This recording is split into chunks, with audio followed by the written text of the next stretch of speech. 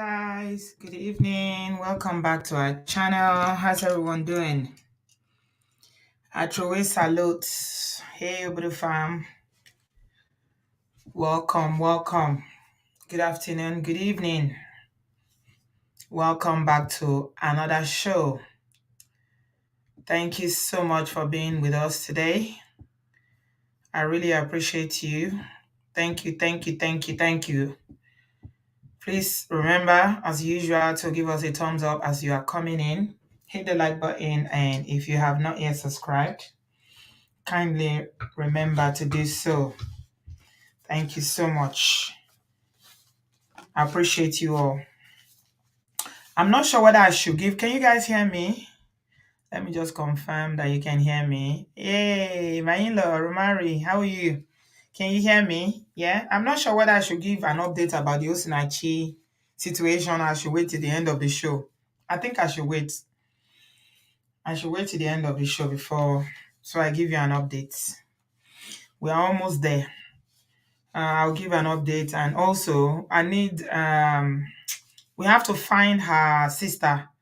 Some of you are on Facebook. I'm not on Facebook. I don't know how we can find her sister. The person I was relying on to help me find her sister has not succeeded. I understand that the twin sister lives in Abuja. So if you know how we can reach her or how we can get her contact number, please contact me. Yeah, please remember to like as you're coming in. Thank you very much. If I try. Finance Auntie B, I commend your level of discipline. You're such a great timekeeper. I try. If sometimes I'm a bit late. One day, I think I even forgot that I said the show on. Whoa.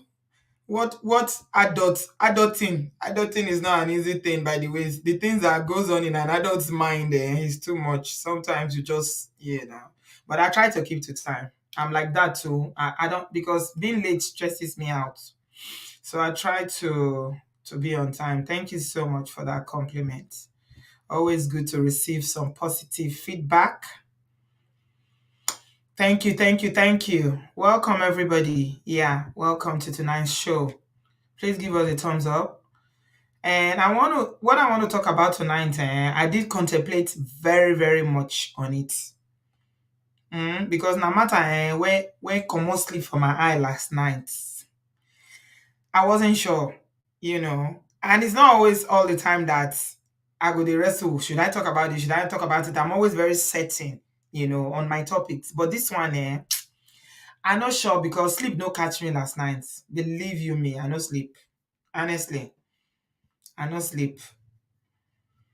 But I set it up. I made it private. Then this morning I decided, I said, you know what? Yeah, I think we should talk about it. Let's just go ahead and talk about it. I wasn't quite sure. Anybody that is on social media knows that Nigeria, everywhere, when you wake up in the morning on social media and you go on social media, all the blogs, the pages, everything, celebrities that are giving quotes is all about relationship. Matter of relationship, it's too much.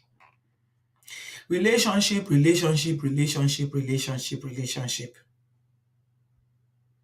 Yes, Chinye, you heard it right. Yeah, I saw that Augusta did it. Yeah. You saw how she felt very emotional about. It's like she was reading my mind. I watched Augusta's take on it this morning as well. I think that's why I finally made up my mind that, you know what, no matter how I felt like, okay, this matter I come sleep for my eyes. So should I, because I'm always very mindful of my topics. I don't want anything where go traumatize people, where go make people they feel one kind,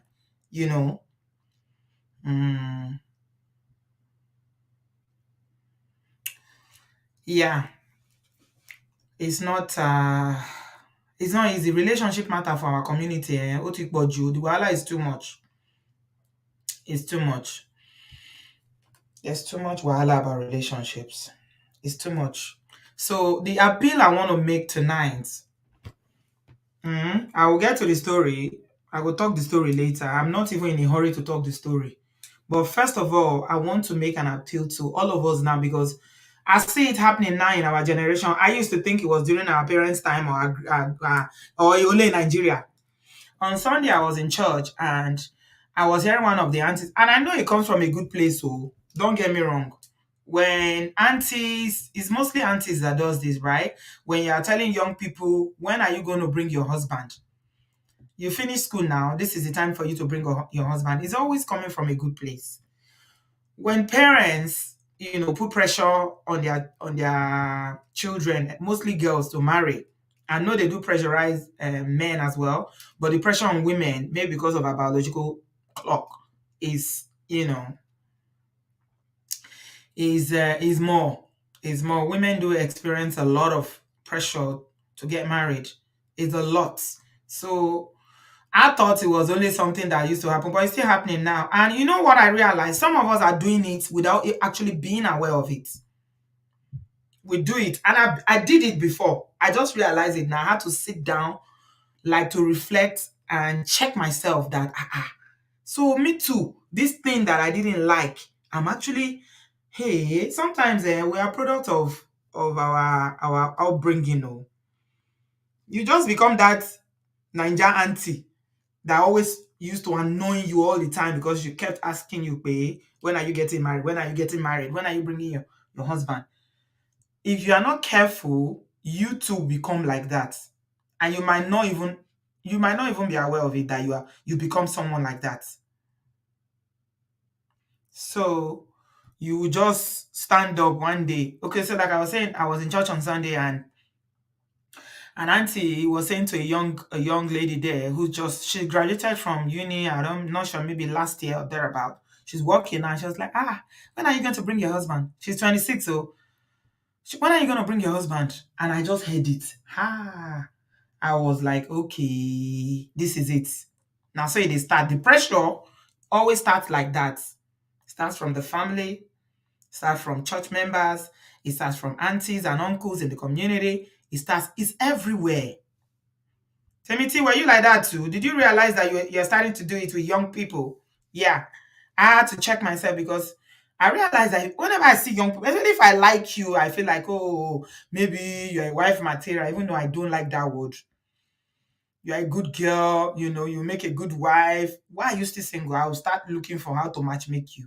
Can we just allow people to live their lives, please? The pressure to marry is causing a lot, is not a joke. Pressure. Please, Nigerians, let's stop pressuring people to marry. Yes. Let's stop pressuring people, please. I'm appealing to you because you might say, I know now Nigeria would they do them. Yes. Timothy, you did that too, ba. You start matchmaking. Yeah. You start matchmaking. 26. And this auntie was like, Otitogba to my moko, wow. I was sitting right there and I checked that auntie immediately. It's somebody that I respect too, but I checked her immediately. I was like, no, auntie, please, let's not go there. This is what happened to us, and we know the consequences. A lot of people got into marriages they shouldn't be because of pressure, and they are so frustrated today. People are running around with different kinds of mental health illnesses. Is one pressure for young women from family, friends, and people that know them to get married. It's another pressure to have children. It's another pressure for you to be in that marriage because they know that you're not happy in that marriage now. For never mind the fact that the pressure into the marriage is another entire scenario when you try to leave that marriage, pressuring you to stay. Everybody's enduring. You have to endure. Everybody's enduring. This is what I mean. The obsession with marriage in a Nigerian society needs to stop. And I'm not saying that marriage is not good. I'm not saying that people shouldn't get married. And I'm not saying that marriage is not the cornerstone of the society. But please allow people. And the earlier we realize that it's not everybody that will marry, the better. I'm telling you. Amaya's Corner and people like Ify, Dr. Ify used to say it here that it's not everybody that will marry. Not everybody will have children. That's just life. It has always been like that. It will always be like that. Even with men, it's not every man that will marry or should even marry.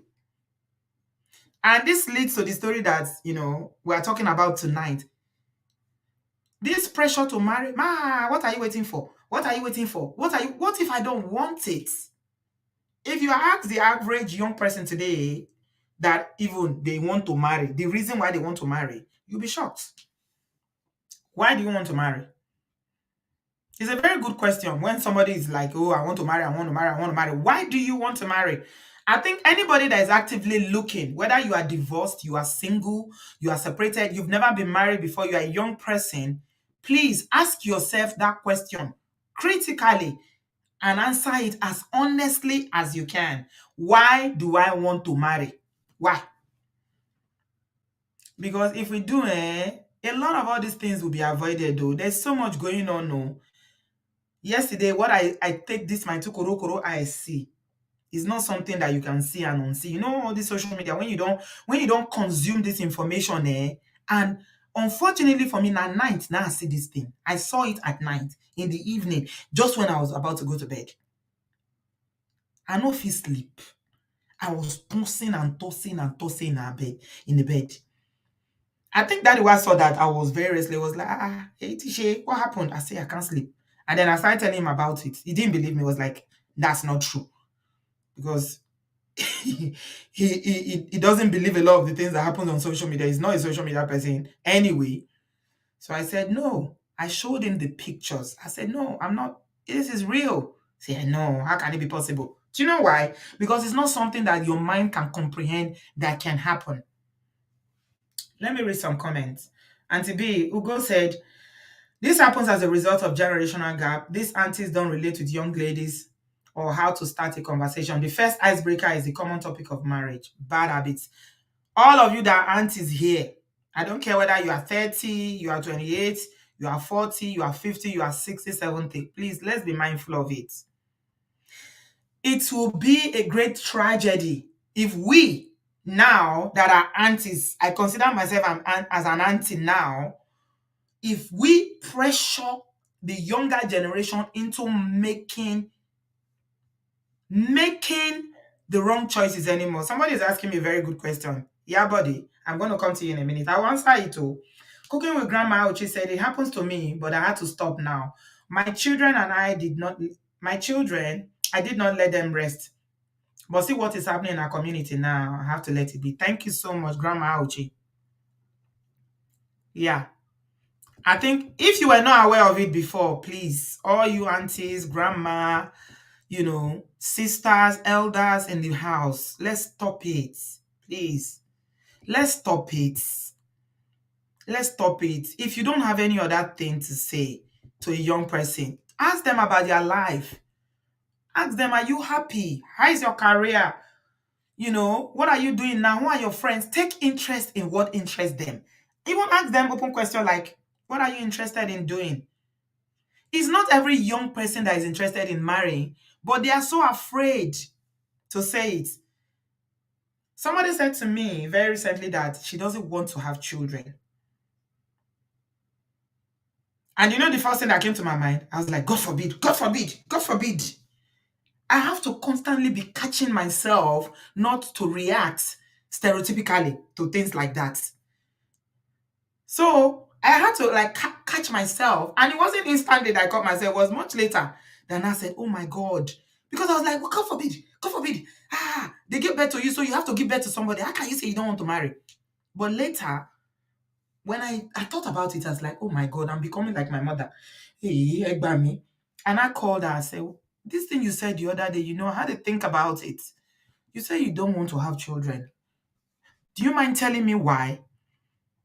She said, you know what, Auntie, this world, the way this world is now, why would I want to bring another human being into this world? It was deep. I thought about it. I said, what? What do you mean? She said, Auntie, can't you see what is happening in this world? Can't you see what people are going through? This world is not a good place, not a nice place.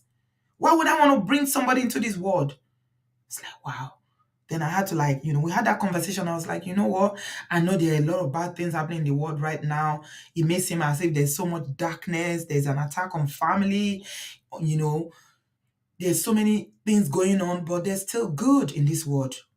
We had that conversation. Yeah, but they say, Auntie B, why did you marry? Sister me, it's pressure. I married as a result of pressure. But also, I wanted to marry because I thought that, I'm going to be honest with you, I thought that it was the natural thing to do. I thought that once you go to school and you graduated, if you are lucky that you didn't fall pregnant, according to you Americans, while in secondary school, like a lot of my classmates did, and that will be the end of your life, and you have to stay in the village and be having children, and you now get married to a farmer, or you didn't marry at all, and you now become a baby mama, whatever, and you start living, that village life. Because I grew up in the village. I'm a village girl. I'm never ashamed to say it. I grew up in a village, but I was that village girl that was reading books. I read. So I was very, very aware. So in my mind, I thought that is the natural order of things, that once you go to school and you've graduated, the next thing is marriage. Okay, so I was just following like a plan that is, and this is not for me alone. This is a plan that is a path that is laid for us, my sister. This is the path that is laid for us as Nigerian girls. You come from a good family. Your parents struggle to send you to go to school or to go and learn a trade or learn a vocation or start a business. The next thing is for you, once you are established and you graduated or you started a business or you learned that trade and you have a business of your own, the next thing is to get married. This is what we were told. This is the order of things.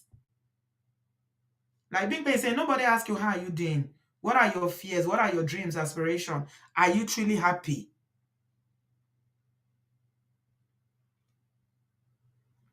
Yeah. So this is what I did. I just did what everybody was doing because this is what was expected.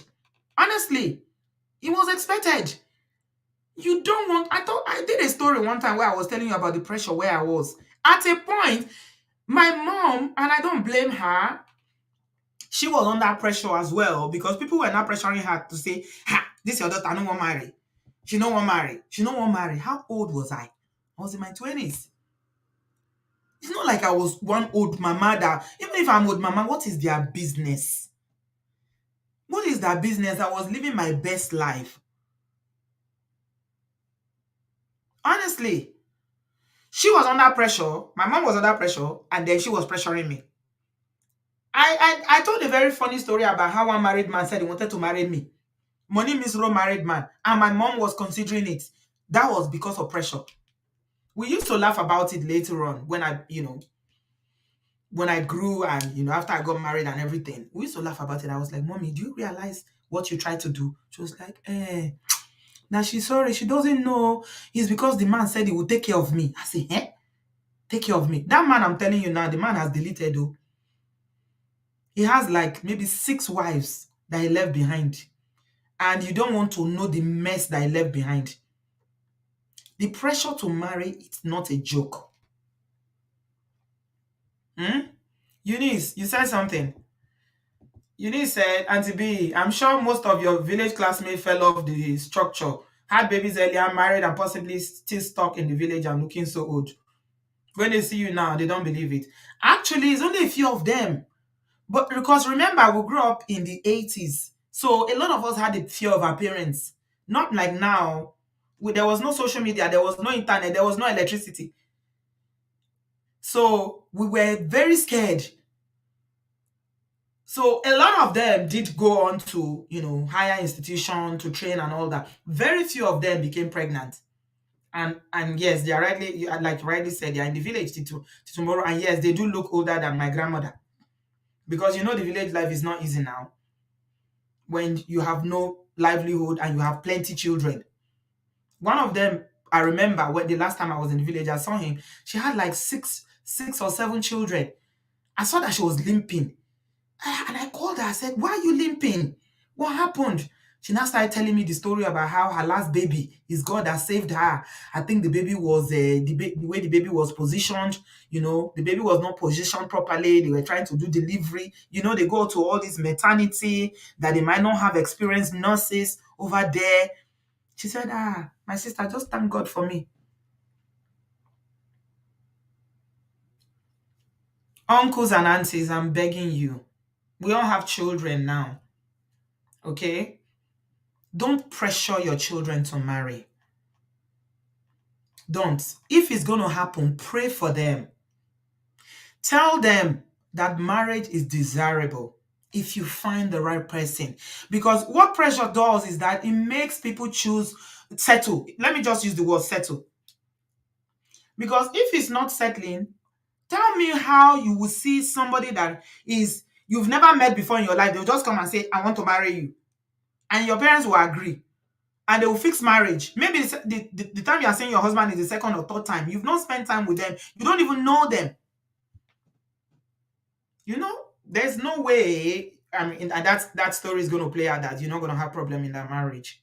Some people did that, arranged marriages, and it worked. I know in other cultures, like in Asian culture, to today, they are still arranging marriages. Sometimes it work.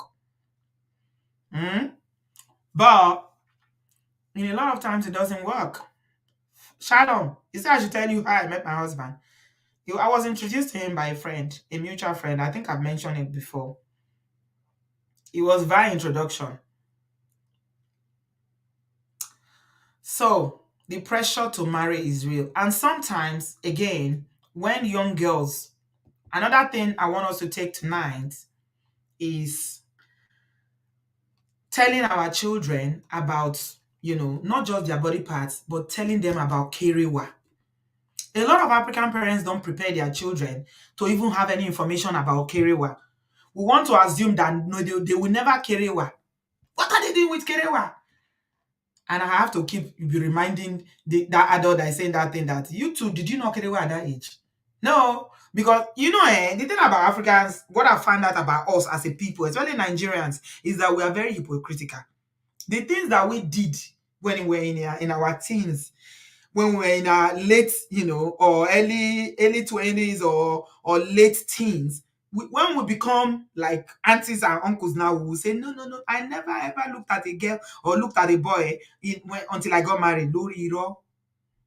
Instead of you to teach your children about, for instance, if you have boys, teach them about consent. No means no. Have you guys realized that there's a lot of young footballers now who go out, they get these massive deals, they sign them to club before you know, one problem or the other, because girls are taking them to say that, okay, they try to do first career with them. And that is the end of their career. They start dragging them. Because you didn't teach your sons that no means no. That if a girl is even saying jokingly, I don't want to do, just leave them. Especially in this part of the world, because the information that can help our children, let me say our children, is in our hands sometimes. Just give them that information. Please. There's no point lying. Most parents are liars. We lie too much to our children. During my time, I didn't do this. Irony, you did it. Don't lie. If you did it out of ignorance, or you did it because you didn't know Christ, you were not born again, or you were not in the church, it's a different thing. And I'm not saying that all parents did it. Some didn't, but majority of us, we own. It's like me coming now and come and tell you people's story that, some ladies, they take pleasure in saying that, my husband is my first. Some women take pleasure in telling their friends, boasting. Is a thing of boasting to them to say my husband is my first. So I asked them, well, okay, congratulations, your husband is your first. Were you his first? Oh my God. I know they like me if I ask that question. Because I don't want you to shame me. It is the shaming part of it that I don't like. Yeah, my husband was my first. Were you his first? Were you his first? Because women, you know us now. Now small they throw shade. They throw shade and say, okay, maybe you don't date before now. You don't carry one before you marry. So me, I didn't carry one. So that makes me better than you. Says who? People they marry as virgin, they will still marry men go pack. Women don't marry as virgin when they marry Mongo pack. Hmm? So that one no guarantee nothing. So if you tell me you are your first, congrats. And I'm not saying that people shouldn't keep their virginity. Keep it if you want to, but don't let it be because you want to tell somebody else that. Keep it because you believe in it. I know a lot of young people, even in this country, that in their 20s and they've not had anything like that. They've not had kerewa. They are still keeping it. They are keeping their virginity. Not because of anything, no, just because they don't believe in having any relations until when they are ready. Cooking with Grandma Auchi. She said, I have a daughter who is 35 years, so I did not let her rest until I came over your channel where I had comment from people. And now advise her to further education. She's happy now. Thank you. Oh, Grandma Auchi, God bless you. Please leave her alone. Pray for her. Okay? If she wants to marry, if this is what she wants to do, I'm sure you won't want it more than she does. So all you have to do is to prayerfully guide her that God should direct her to the right person, because people are marrying the wrong people too much, and that's why there's so many problems. This week alone, you know how many marriage breakups, celebrity ones I've seen on social media. You can't count them. Some don't carry each other go Inspector General of Police, don't go EFCC, don't go this, go every day for social media. And a relationship problem. It's too much. Do you know most of these problems are foundational issues because people are marrying for the wrong reason. That's why even you, if you are a young person and you are not married, you need to ask yourself that question. Why do I even want to marry? Why? Let it not be because I think I've done so many shows in the past when I used to do my short videos when I was saying the wrong reasons to marry is not because you are lonely. It's not because you want kerewa. It's not because you want somebody to share bills with. Because these are reasons why people are married. It's not because you want to do a bridal shower. You want to do bridal train like your friends. They are all gathering now. Everybody is doing celebrity pre-wedding shoot. At the same way, all those pictures where they take do pre-wedding photo shoots. Now the same pre-wedding photo shoot, now they announce their divorce now or separation. When gbasgbos happen. Shey when see the case of IVD that we just dissected for the past 2 weeks, we've been talking about that case. You see how deep those couple they were posting on social media. Oh. They were posting wedding pictures. They were posting every time they'll be doing a photo shoot. What about what's her name? That Fanny, or what's her name? What's her first name? The actress Fanny. Not be every time you and your husband they do photo shoot, they will post for social media. That girl don't get mental health problem now. She don't get mental health problem because of marriage wahala. The point I'm trying to make is that please, as parents, let us just pray. Chacha, thank you. Chacha, she don't get mental. She said it. So many issues. You know why? Because we're not doing it right. We're not doing it right. A lot of people are not doing it right. It's for the wrong reason. People in Nigeria are married because they want to come to obodooyibo. When they see a abroad husband, they will bring me come Europe. They will bring me come America. So it's transactional. Somebody said it here one time that most of our marriages, especially as Nigeria, is transactional. The parents go say, this one we won't come marry you, so go carry you travel. So we go come out us for poverty. Everybody has an agenda, it seems. And you know all those agendas, what usually happens at the end of the day? They know they work. Because the person that you are planning for, that person said they plan for you. Now come meet. One on a meet, now there the wahala go start. So you dey plan say you won't use man take come out for poverty because he will carry you come out for your poor home to give you a better life so that you will come out your entire family for poverty. The man said the plan say, this woman, if I just bring you come here now, I'll put you for nursing school so that you go to work to give me money. All the money I say bring you come, you pay me back. You must go nursing school. You can't come America. I say, I don't want to go nursing school. Maybe your brain no fit carry that exam. I hear say the exam tough where to pass that their board. Maybe your head no carry book. You go read every day. You go to fail. Wahala go start.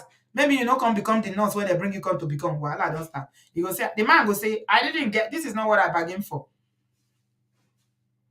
The woman said go say, me too, this is not what I bargained for. I thought you have money. I didn't know you didn't have money, that you are even you are patching yourself. You are living from hand to mouth. Me, I thought I was coming to marry a billionaire because in Nigeria, everybody thinks that everybody that lives in the abroad is a billionaire. Hmm? Charity, you are telling us a story there. I think I didn't catch the first part of it. Right. Adewale says, Auntie B, a lot of our age, their age are virgins by choice, by chance, not choice. Most people don't know how they will react if they get the chance to do it. Yeah, so it's overrated. So many transactional marriages. That's why I say, please ask yourself the question, no, why? Some people want marry because code too much for obodooyibo. Winter they come now. You remember, guys, you were laughing the other time when I told you that somebody actually approached me and say, Auntie B, I beg, find me wife now. Winter is coming. I was like, bro, you want to marry because winter is ahead? After winter, uncle, what you go do with them? You go throw away them. So you see, even the mindset where he's coming from, the expectation is already wrong. Winter is coming. So you need blankets. Because say some young ladies feel marrying first make them the envy of their peers. They feel it's the biggest achievement. It's not their fault. It's the way Nigerian society treats marriage. It's the way women who are not married, young ladies and women who are not married, generally are disrespected. That's why. It's not their fault. It's not their fault. Yes, now blanket. It's say they look for blanket. Some men want to marry because they need somebody to cook for them. They are tired of eating chicken and chips and KFC, driving every day to go and buy food. So they want a woman who can cook. You don't need a wife to get a cook. You can pay people to cook for you. I pay people to cook for me every day, even though I know how to cook. But because I'm so busy sometimes, I get people to cook for me, to take the burden off me so that I will not go and pay for a while. So you don't need, these are all the reasons. You need to critically ask yourself. I'm saying this to both men and women. Why do you want to marry? Is it because you need somebody to help you clean? To help you do laundry? Those are not good enough reasons. All these are not good enough reasons. If somebody will come and say they want to marry you, you need to ask them, why do you want to marry me? Why? It's a very good question, though. I had PK said this thing one time. I was thinking, and he was saying that if you ask the person, that some women are always afraid to say, he will run away if I ask him. Say that means it wasn't meant to be. Now what she let him run. Ask him or her, because now men they propose now, so you go ask him, why do you want to marry me? Why? I need to know why you want to marry me. Hear what the person wants to say. If the person says that, okay, I see in you that something like I want to build a life together. I feel like maybe my purpose and your purpose can align. I see in you qualities that we can build a future together. There are some things they will say that will make sense to you, that will know that, okay, this one know what even marriage be. Is in for the long run. If they want to marry you because maybe you don't dey cook, and you can't marry, you no cook again, or maybe the food no come sweet again, divorce never happens, so fight never happens, so PK said, ask. If somebody said they want to marry you, ask them, why do you want to marry me? Some people want to marry because they have children from previous relationship and they are looking for a mother figure, a father figure for their children. For single, talking about single parents now. Some men are single fathers, they have children from previous relationship and they want somebody, who will be a mother. Some women too have children from previous marriages and they want a father figure for those children. Those are not good enough reasons to marry. Until you identify why you are marrying that person. If you don't find out, because we didn't know then. That's why I appreciate that person that was asking me why. And I'm being honest to God to you that I just followed the narrative growing up that this is what you are supposed to do. Because everybody was doing it. You are born, you go to school or you learn work as a girl, you learn how to wash, you learn how to sweep, you learn how to cook, you learn everything relating to house chores and taking care of a family. And then your parents train you. If they get power to send you go school, they send you. If they don't get power to send you go school, they send you go learn work. Whatever they send you go do, you shall learn something. The expectation is that once you are 25, 24, the next thing is to marry. Maybe you don't even know what marriage is. Maybe you don't even know. The only thing you think marriage is that okay, so that husband and wife is just come together and live together, and I will be cooking for him every day, and he will be paying all the bills every day. In 2022, in 2022, Tamara Bello said, honestly, I'm 35. I still don't know the essence of marriage. Well, if you want to know the essence of marriage, you need to know God. God is the essence of marriage. And it's in the scriptures. The essence of marriage. If you're a Christian, it's there. It's there. It is clearly written there. The foundation is not man that created marriage, God that created marriage. And we often hear people use this analysis that if you want to know the function of something, read the manufacturer's instruction. What they call that paper that follow, if you buy a new fridge or new TV, they will put in manufacturer instruction, they will put it there. This is how you plug it. This is what you do. This is what you do. If you go and buy a kettle, let's say you go and buy an electric kettle to boil water, right? And you don't read the instruction. Maybe you come from one, galaxy where they don't have electric kettle, and you don't read the manual. God bless you. If you don't read the manual to know that it's an electric kettle, and you think it's an iron, you carry it and plug it and put on top of cloth and be ironing. What do you think will be what do you think will happen?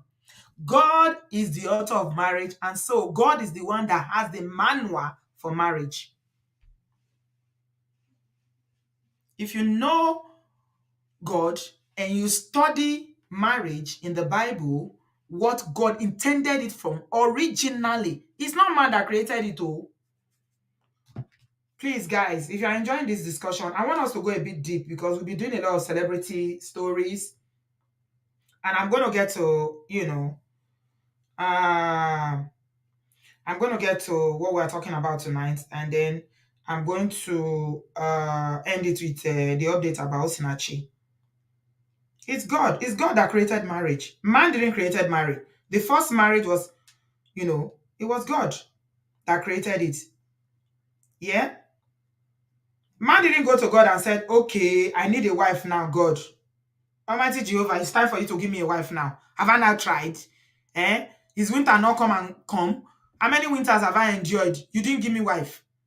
It is time for you to give me wife now. No. It's God that looked at man. Hmm? It's God that looked at man and said, it is not good for man to be alone. Genesis 2:18.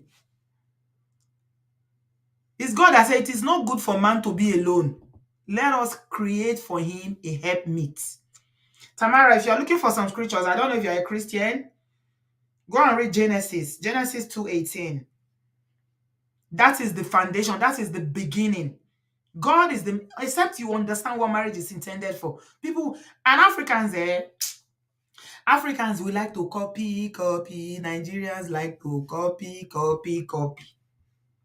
And most people are focused on the ceremony, the wedding day. So every day you're seeing on social media, 6 months marriage, 1 year marriage, 6 months marriage. In fact, even the ones that are married, they're everywhere. Only today, there's one story I saw shortly before we came online now. A married, matured Baba was coming online to come and warn people of what they may or may not see.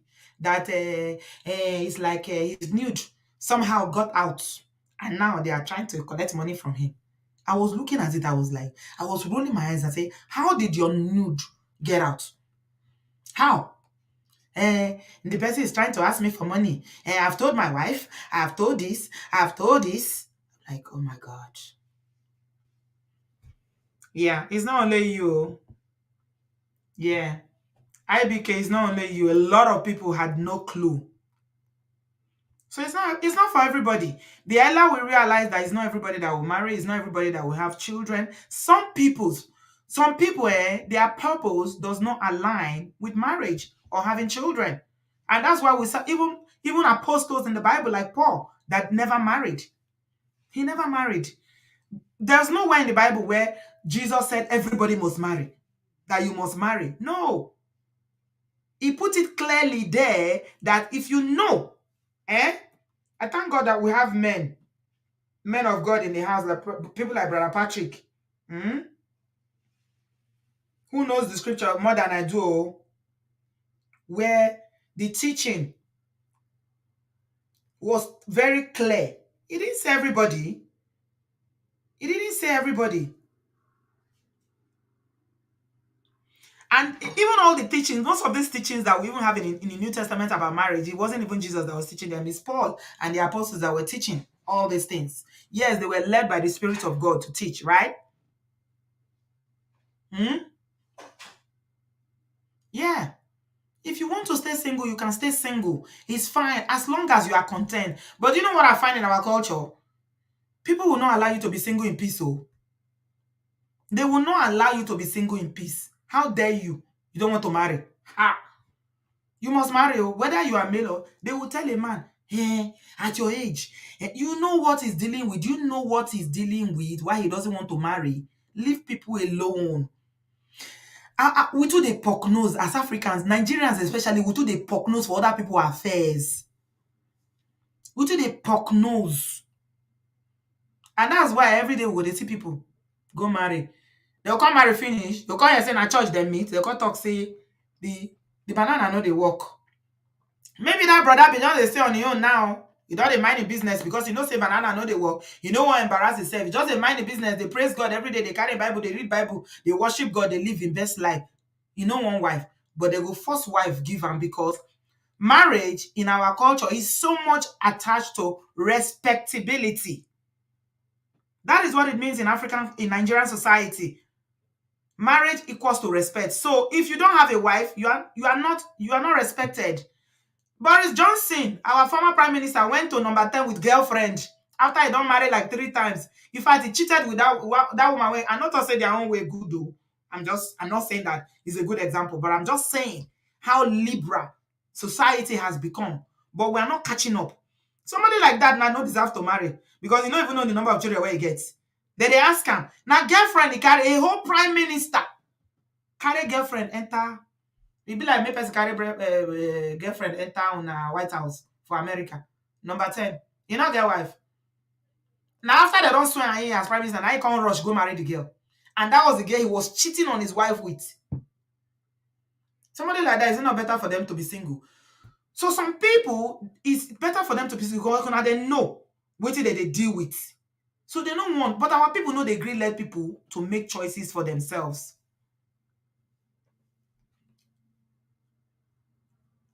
They know they let people. That's my point. And the one that we are going to tonight, now the one where we say, because as a mother or as a father, you fail to tell your children, say, if you want carry well, I beg, protect yourself. Protect yourself. We won't pretend say they no go ever carry well. They know they carry well, right? You'll be surprised. What my children are even telling me, now all these young girls now their own now serious pass now for this young teen dating. The teen date their body. Go to secondary schools and see what is happening in secondary school. You go shock. My people, teach your children, no. Teach your children, no. Teach them. No just assume say they go abstain. Tell your boys. Teach them how to behave around women. How to protect themselves. Teach your girls how to protect themselves as well. Otherwise, they'll just carry belle come meet you for house. They will carry belle come meet you for house. Go see them. The teenage pregnancy for very rampant. You'll see small girls. All of them carry belle. Because all parents, they try to pretend as if, children were born for church. No. They don't know boy. Then the first time when they say me they try, belle go enter. You can't look the pikin, you see say they change. Every part of your body they change. As a mother, you know now when your pikin they change. You the one that say, what you do? You go say nothing no, nothing no. You go they deny. But you know say don't get belly. Before you know, shame come they catch you. That's why I heard the other day too for our local assembly. I hear say one of the teenage boys there, you don't give girl belly. You give girl belly. The parents come they hide them. They hide them. They don't want to make anybody know. Say don't give girl because you know us again now. The shaming now part of the thing now where everybody they hide. They don't want come tell people say you don't give girl belle, they call they hide am, but you know say that kind thing go still come out now. People still know say give the girl belle. They do the naming ceremony, they hide do the naming ceremony when the girl born. Small boy, small boy. I think he's around maybe 19 or 20. He not past 20. Because now know they do now work. That fathers in the house, I beg you in the name of God. Me, I get boys. And it's very awkward for me to talk to them about these things because they embarrassed. Now fathers supposed to do them, but me, I don't even care anymore. I know they wait. But that daddy why do am or not do am because that why is very very kind of he's kind of old fashioned in things like that to believe that what is their business? Why are they even looking at girls? We're having a conversation yesterday and he was saying that he's always hearing Oluwa to be on the phone. He's always talking to girls. He's always talking to girls. I say I say, is that age now? He said, no. Which age? I say, hey. So you think he doesn't have girls that will be crushing on him, that he will be crushing on at this age, 18? Are you kidding me? Now come the reminder, say when we were that age too, we they crush. Then some of us do it past crush itself. Let's be realistic. Then we won't do the work, we won't do the homework, we not go prepare them, say, okay, when you are ready, don't feel pressured. Girls are a distraction. This is what me I tell my boys. I tell them relationship or dating at your age is a distraction. Focus on your academics because you don't want that emotional wahala at this age. But when you feel like you are ready, when you are mature to handle dating, please use a condom. And they tell them, I know talk say because they be young adults make I know. I they tell them for school year, they go pack condom, give them. Go see secondary school. They pack condom, give them. I open my picking bag one day and I saw I see condom. Where you see condom? Say na school they give them. I say, well, actually, I say, but don't use it here to just keep it. So you see, you have a boy who is 19, 20, 18, 17, 16. If you see him with something like that, you go to beat and say, why you get condom? What did they do? What did they do with that? You go give person belly. They will bring and come give you for house. There's nothing you can do about it. Nothing. Nothing. That's how you go dey look. Before you know, you go become grandmama overnight. Grandmama when you know prepare for. Now you go become. So let's have these conversations with her. My point is, I beg parents. I started by saying the pressure of marriage, make we reduce them. Mothers and fathers, uncles and aunties. Ẹjọ́ torí Ọlọ́run. Hmm? Auntie John's baby saying something. That somebody's girlfriend gave birth on Sunday, they hid it, and the pregnancy didn't show on the girl. Because Nigerian parents know they greeted their children how to use protection. We want to believe that they know they carry what. But they do. If I dey talk am for here, it go be like say, na me won't spoil children. And I don't want them to. But they do. You don't know what these young people they do. They hide. They hide. It's true now. You can't afford they share am for her. I say, where you see? Because I know say I don't give you. I they check their bag. Now you tell me say na school. They say it's included in the okay when they are teaching them about Kerewa in school in the curriculum, right? I say okay. I say you don't use anyone. I say no. I say mom, no, you never use them. I say okay. I say keep and sharp, but never use them. You need to have these conversations with them. There is nothing as beautiful as being able to talk to your child. Because if you don't tell them the right thing, they will learn the wrong thing in the streets. If you don't teach them the right thing, they will go and learn the wrong thing out there. So a lot of African parents, your pikin will go carry belle come. You go tell and say, now Nigeria, this one go happen, or that this one we won't talk. So they say because you carry belle, you must marry that man will give you belle, even if not small pikin. I also said, Auntie B, you did well. I'm from a single parent, so my mom always had the talk with me. Her boys, she didn't wait for a man to do it. Yeah. Even though they are embarrassed, I still do me. I want to know. I want to know everything. I want to know. I have these conversations with them.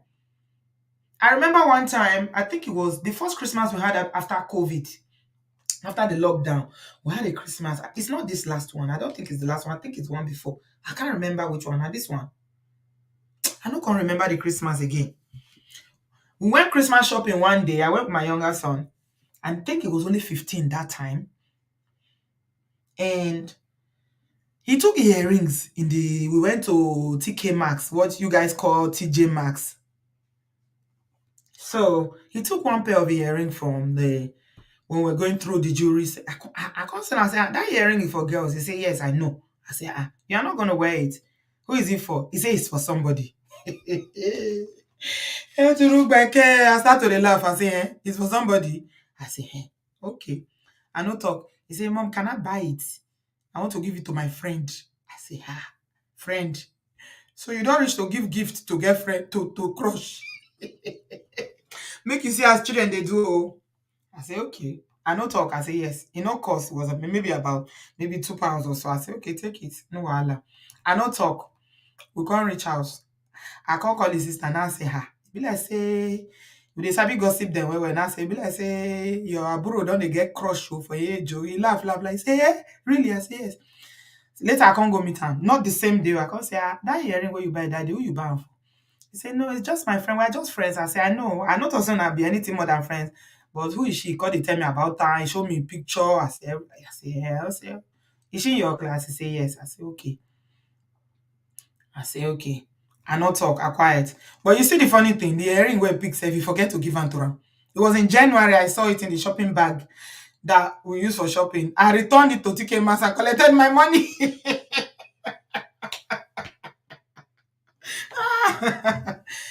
But if I did not prepare, like I'm constantly trying to educate myself and to enlighten myself about parenting children in the diaspora.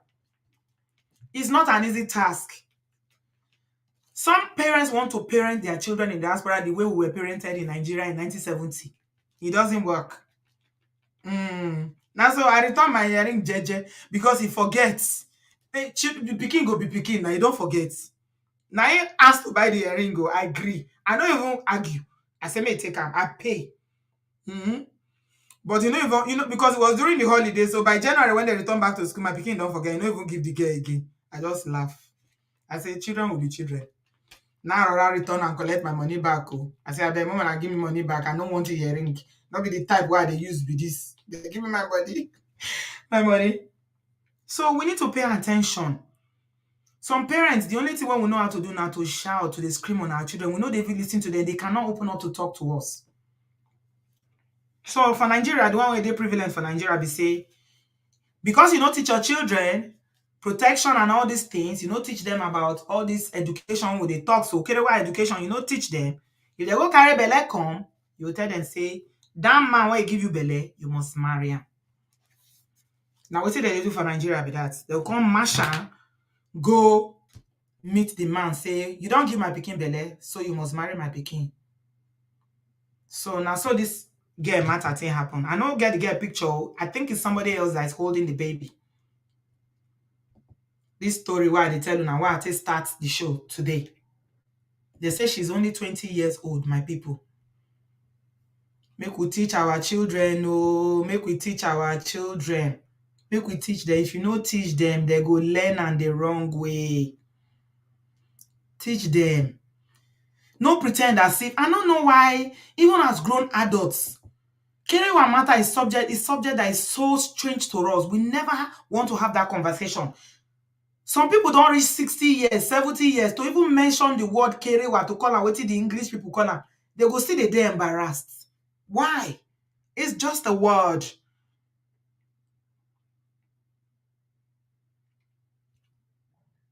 So the talk say, this woman, make I read the story to you.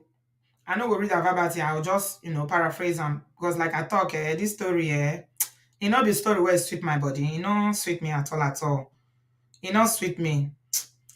And obviously because of this story. So I go try to talk in a way where I no go to make the thing hard for now. But make una just know say The story hard though. Make I just put one in now. It hard. Some of them when I dey social media go don't hear am. Now 2 months, now that pikin be 2 months. They say na baby miracle that they call am. 2 months old pikin. And this matter why they talk so, it happened for Imo State of Nigeria. Imo State of Nigeria. Now they say all of them pack themselves. Human Rights Commission, Association of Nigerian National Association of Women Journalists, Imo State chapter. They call on the governor, IG of police, may they go arrest the man. Then they call the guy Confidence Amatobi. 2 months old pikin. Wetin say? Wetin 2 months old pikin go fit do person? Abeg. Pikin wey don comot. E don comot for belle. They just born am. 2 months old pikin. Wetin he do? He use plastic hanger take beat this small pikin wey they just born for hand because he say the pikin dey cry, dey disturb him sleep.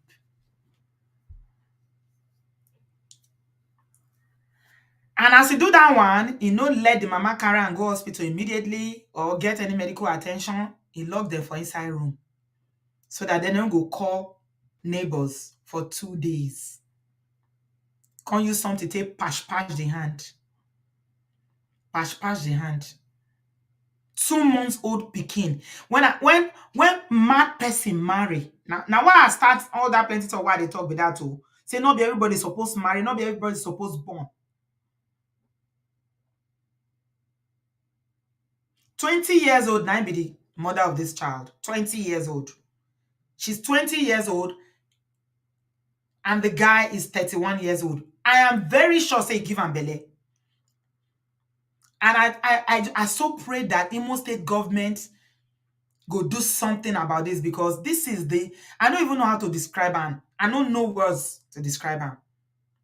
He say the pikin they disturb him sleep, say the pikin no let am sleep. Now he carry hanger. 2 months old pikin, you dey use hanger on 2 months old pikin.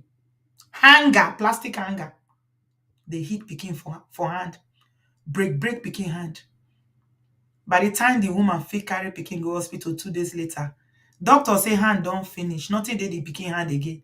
2 months old pikin, my people, they cut pikin hand and they remove pikin hand. 2 months old pikin. And you know the worst thing when really affect me for this story? They catch the pikin, they catch this guy, what did they call what did they say they call this oh my god, confidence. They say they catch him, the vigilante catch him, he escape. Whether they let him escape on purpose, I don't know. And I want to believe that they are human beings in Imo State. They will do the right thing. They will do the right thing because this is so wrong on so many levels. You cannot even no words when person go fake take describe this level of wickedness. So this kind of human being, so he's supposed born. He's supposed to even get woman. He's supposed to even marry. How 20-year-old pikin take carry belle, go stay with 31-year-old man, born pikin for him. So if you look the story properly, that's to tell me that even before this matter happened, don't they beat that 20-year-old? Person wey fit be 2 months old, pikin wey just come out for belle, he say they disturb in sleep.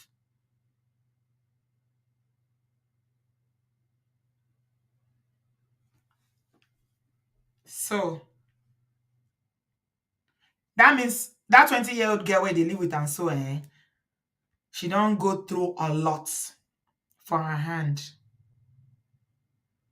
So I want to believe that that community where this confidence comes from, they will do the right thing. Anywhere this man enter, they will find her out.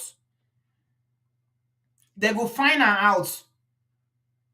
May they find her out because he needs to pay.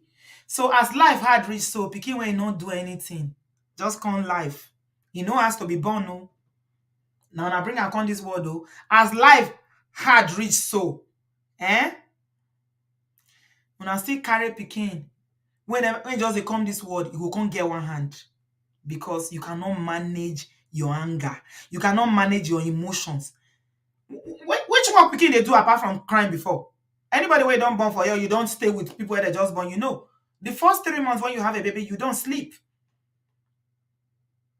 Some people is more than 3 months. They don't sleep at night. That's the work of baby. They stay up all night and then in the day they sleep.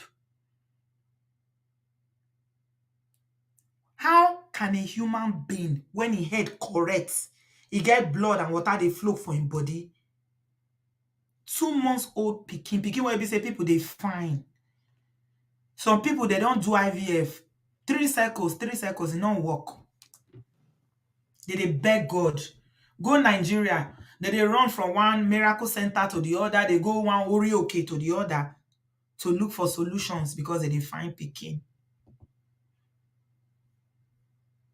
For my language, our auntie, our Auchi auntie dey here. They go say, "Ene kele emie o ene mole lerekia." Those who they find, they know they see. Those who see, they don't know how to use them. If they don't find this man, if they don't find this man, they don't find and make a see for social media as they take publicize the thing. Say they go as they take publicize and now say they don't carry the pikin go hospital, they don't remove one of the hand because they don't feel manage them again. If they don't find and make they do justice to this man, go no say not be people there for that Anambra state. Not be human being there for that state. Anywhere this man enter, if they don't find them, I go no say you say sometimes when they think Nigeria matter I they think say now the wickedness for that country that make that country they go backwards. Honestly, I they think and sometimes because the Bible tells us that righteousness exalts a nation, but sin is a reproach. Okay, Drulo, 4 months you didn't sleep back. Some babies 6 months. Yes, some say 7. The first 1 year of a baby's life, and that's why when people they talk about women, if a woman has just had a baby, they're supposed to they worship them. You see, as they worship oracle, that's why they're supposed to they worship woman where just born pikin. Say if you carry pregnancy to a full term and you bet that pikin, whether by CS or whatever delivery way where you use, they're supposed to they worship you. Now you'll still see someone go park, woman go carry pikin for belly, they go they beat them. So, person if you do something like this to a 2 months old boy, a 2 months old baby, what you go do to the mother? What you go do to a mother? What you say that 20-year-old? So now when I start all the story from the beginning, we say not be everybody supposed to marry, not be everybody supposed to born pikin. And parents, especially those who in Nigeria, we need to educate our people. Say because if you not teach your pikin how to use protection, you go carry belle, no force am to marry the man. Say because you want remove shame. Say make them no talk. Say my pikin carry belle. Otherwise, why you go marry a monster like this? A monster now. 2 months old pikin. I no fit sleep, my people. I no go read them so that I go stay on her because the details is too much. They say it come from this confidence. Amatoba hails from Amuria in Isu local government area. Isu local government area of Imo State.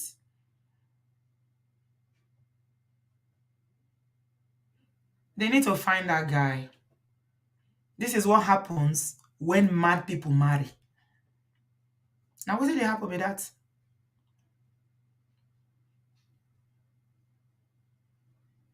Now, what did they happen with that? So, I want to believe that with more, with more understanding, with more information, education, and everything, people will stop this madness about always, about always trying to get people to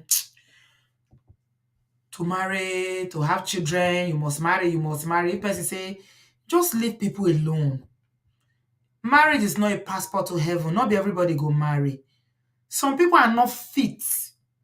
F-I-T, that word fit.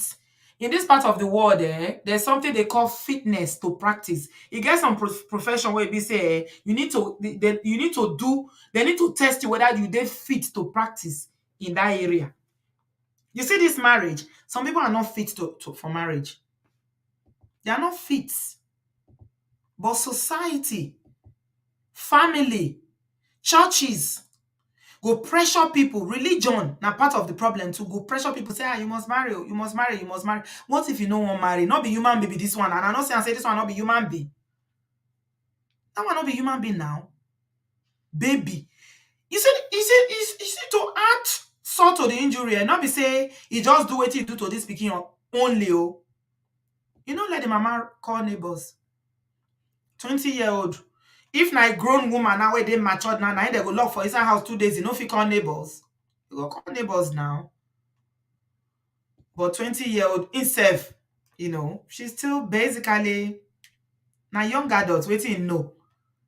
Maybe they fear. If you give an instruction and say sit down, go sit down, they fear. Yeah, GMC bar. All professional bodies in the abroad have fitness to practice. And if you do anyhow, if they carry you go any of the professional bodies, they go challenge that your fitness to practice. And if they feel proof, I don't want to show one time when I tell you about how some doctors, they do register them, they don't feel practice as doctors again because of the nonsense where they do. Once they carry you go that fitness to practice, if you fail them, that's it. So before you even get together, it's not be everybody they fit to marry. So people no get the sense, they no get the sense, they no get the mind, they no get the patience, they no get the tolerance, people just they marry, just they carry people, they give each other, and every day now so you go to hear for Nigeria.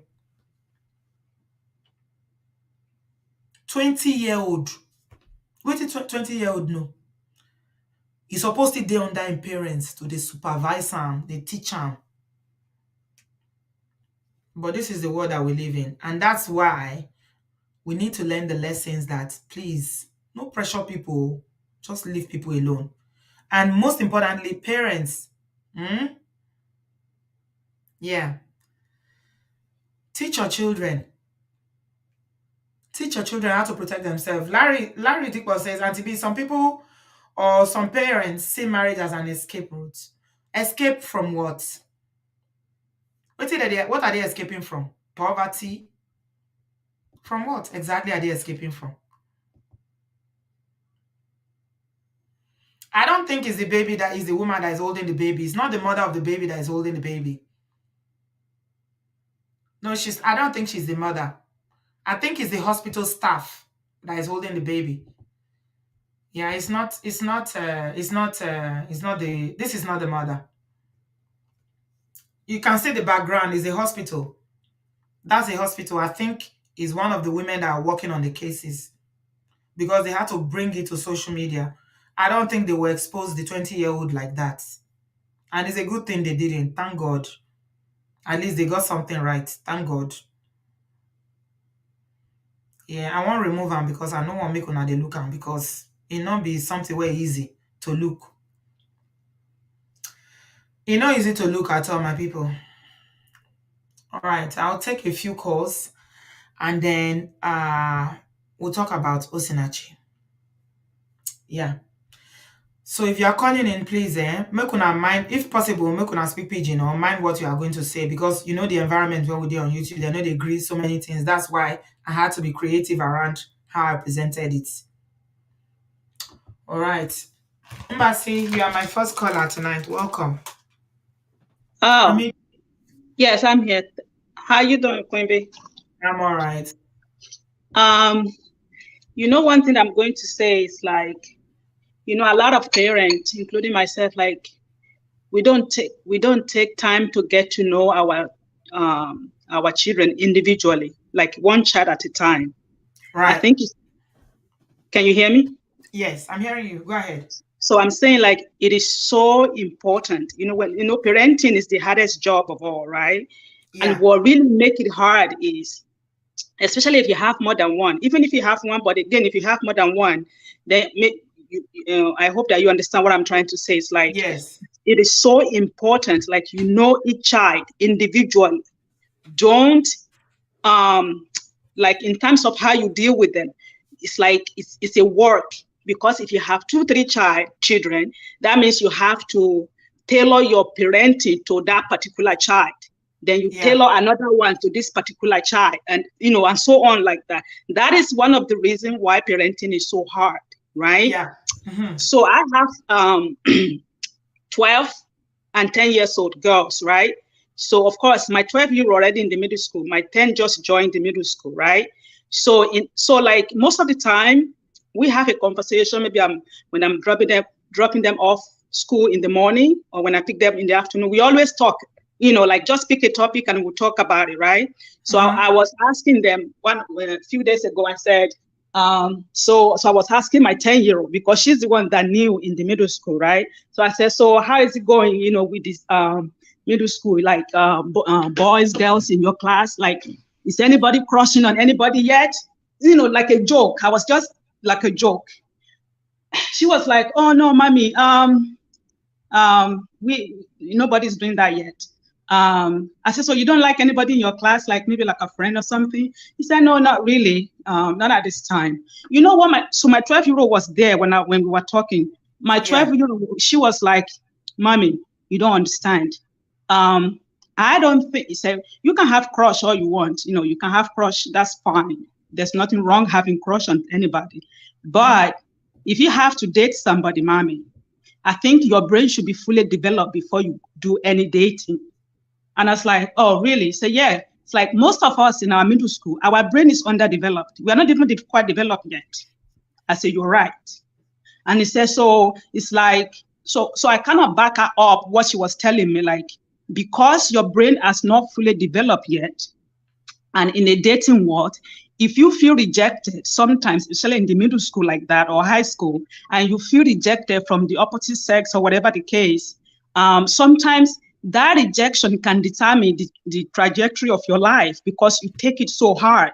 So it's like you are allowing somebody who their brain are not fully developed yet to determine how you feel about yourself because of that rejection. So that might be the reason why it is very important, like, you not allow somebody who is still developing just like you, because rejection is going to happen at one point. To not that person determine how you move in your life or how you see yourself, or not to think like something wrong with you because one boy doesn't like you, or because your other friends are getting more attention from boys more than you. For you to make sure that it's so important you don't let those boys or girls determine how you feel about yourself, because again, everybody's still developing. Now, this is a conversation of a 12, 10-year-old, right? I mean, you have to make it really light. You don't want to get too, you have to make it age appropriate sometimes, because you don't want to get too far, or, you got to be very careful amount of information. You don't want to scare them off either. So, but again, I said that to say, this is a continuous work. This is the work that as a parent, once you have them, you have to get used to talking to them from time to time, so that you will know where they are mentally, physically, emotionally, maturely, like even their maturity, you want to know where they are, you want to, and then most especially, we live by example, okay? You live, because the confidence of a parent is going to affect the confidence of a child sometimes, because they are watching you. If you are not a confidence it takes a lot of confidence to raise a child. You can't just be raising them. If a parent is not confident enough, it's going to affect the child who is watching them.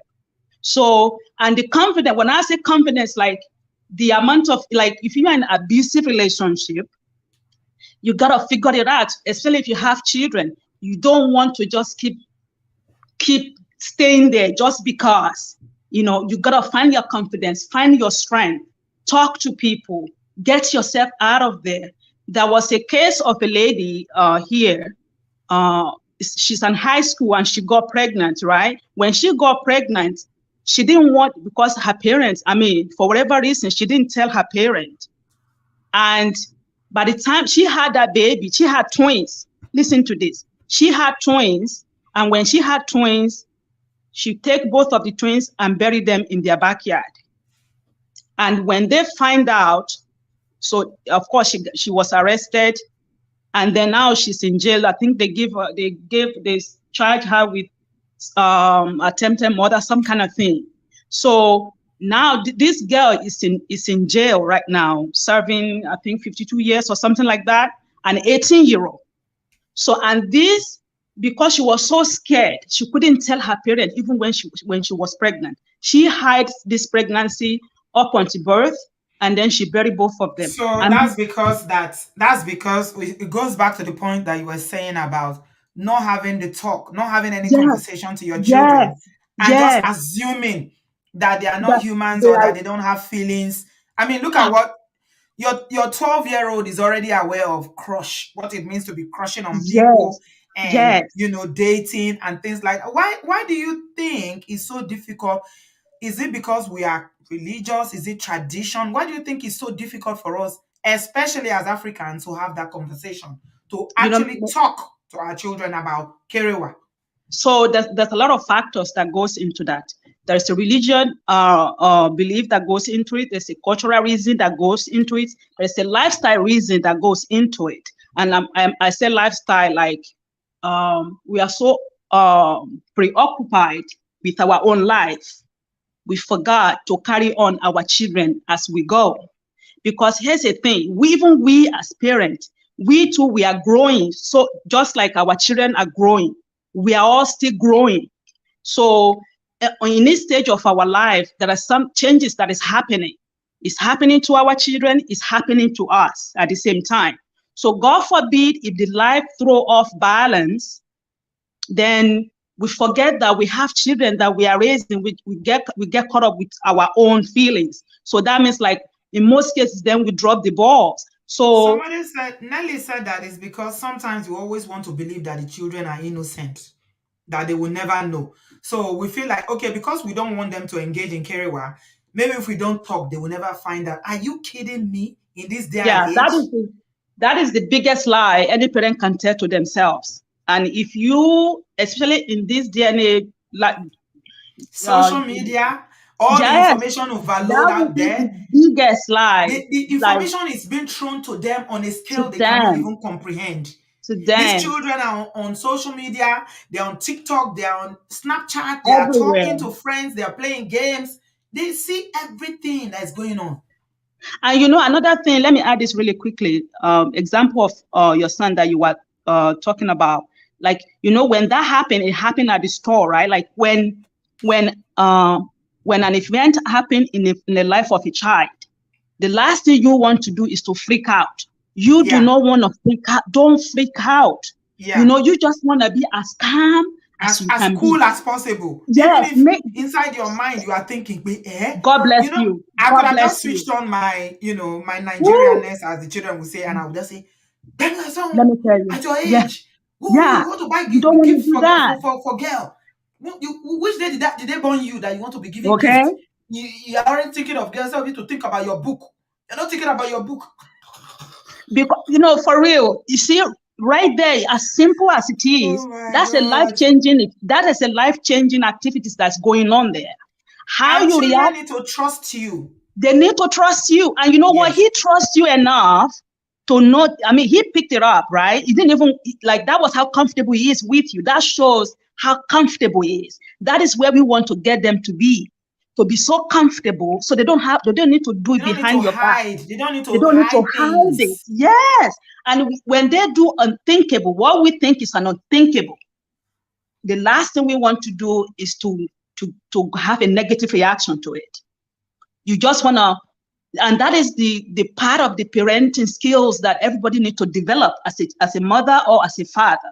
You need to develop that so that everything, because kids, they do things in a grandiose, very big, very huge, very shocking a lot of time. So so you gotta make your communication so open, so honest. Everybody feel comfortable. Believe me, everything they're gonna come and tell you whatever it is. If I tell you the amount of story, when my children come home, they're telling me all kind of story. Girl, And I will don't be holding. forget that, especially the ones that live in the diaspora, we that in the diaspora that still want to behave as if we live in Africa in 1960, they go to school with other ethnic Other people like kids. Caucasian. And those ones, Yeah. they kind of start very early. Yes. They start My very, very early. very early. My 12-year-old just got a phone not too long ago, and it was the plan that we had between me and her father, like until she's 12, that's when she's gonna get the phone. And she waited, she waited for this phone, but we talk about it. Like, mommy, I know everybody have phone in my class. I think I'm the only person that I don't have phone in my class, but I understand why I need to wait, because we talk about it. We discuss it ahead of time. And when the time came, we gave her the phone. And there's the rules that comes with her having the phone, right? And she understood it. There was no argument. She was so excited to have it. She made the rules, what the rules that came with the phone. She came up with those rules. And then we all agree on it. She was the one that came up with the rule, because we don't want to force any rule that's going to backfire on her or on us. So Let me read it. Let me read this comment. Finish that thought. So she got the phone, and yeah. that's just, no, I said that to say, we as a parent, we have a lot of work to do to be open with our children. Please be gentle, be open, be intentional. We need to be intentional, please. It's so important. It take off a lot of doubt. It take a lot of secret. It take The a lot of hiding. secrecy, that secrecy, Yeah, because please. children naturally are secretive in nature. In nature, Especially when they are doing something that they think you will not approve of, they will hide it. they will. So, but me, this is my policy with my children. I'm trying to improve myself every day. So I tell them, if you tell me, there will be no consequences, even if you do something wrong. But don't let me find out. If I find out, then you're going to get it. So that's initially when they were much younger, made something. I mean, it made the conversation more honest, because if you know how you have more than one child and something happens, you say, "Who put this plate there?" Instead of Mm-hmm. lying, they can Mm-hmm. answer and say, "Oh, because lies is what I don't tolerate. So tell me if you did it." Yeah. "Oh, it's me. But you said there's no consequences if I'm honest." I said, "Okay, yeah, no consequences because you told me the truth. So take it Right. and go and wash it." Right. So things like Right. that. Things like Tell that. me Little there's things no, like if that. I Yeah. find out, if you don't tell me, because I can't stand lies, I can't deal with lies. You Me see? too. Me too. So I want you to address this, embassy. Yes. Tokyomo, I think it's Tokume Lucas said, when my daughter was in the fourth grade, and I told them that if a man looks at them or get close to them, they will get pregnant. They told me, "Mommy, they taught us already in school." So Okay. I'm struggling to believe that you can still live in the diaspora and you'll be saying the same thing that your mother and your grandmother told you about relationship between men and women. If they look at them, if a man looks at you or touches you, you'll be pregnant. But that's not true. That's a misinformation. Should we be It is. doing that today? No, we should not. And again, um, thought like that comes from the experience of the parents, right? Like even we as a parent, like again, we the parent, we are growing as our children are growing. Okay, we are learning as our children are learning from us. So there are a lot of things that we need to learn and relearn and adjust ourselves according to where we are, the environment that we are, the situation that we are in. So there's a constant changes that we as a parent have to go through. And if we don't do that, this is a personal work. If we don't do that, it's going to affect these children for sure. Please don't tell your daughters that if a man looks at them or talks to them, they will get That pregnant. Don't is do that. now, first of all, that's a lie. You don't want to. So if you are teaching your children not to lie, don't lie to them, please. Don't because they know what. If you lie to them, they know. And what you are telling them is, yeah, even though I'm telling you not to lie, but here's mommy lying here, because they know. And again, if I say something that is incorrect to my children, right? This is how comfortable we are. My children will say, "Oh, mommy, I think you just lied right there." They will tell me, because I allow that, because we check each other in that way. Like, "Mommy, I don't think that is true." And please, if they tell you, if you maybe you sleep, whatever the case, they tell you that is not true, and you know that is not true, you need to agree with them right there. Like, yeah, you are right. That is not true. Or sometimes I will say something out of maybe I forget, or out of anger, or out of frustrations.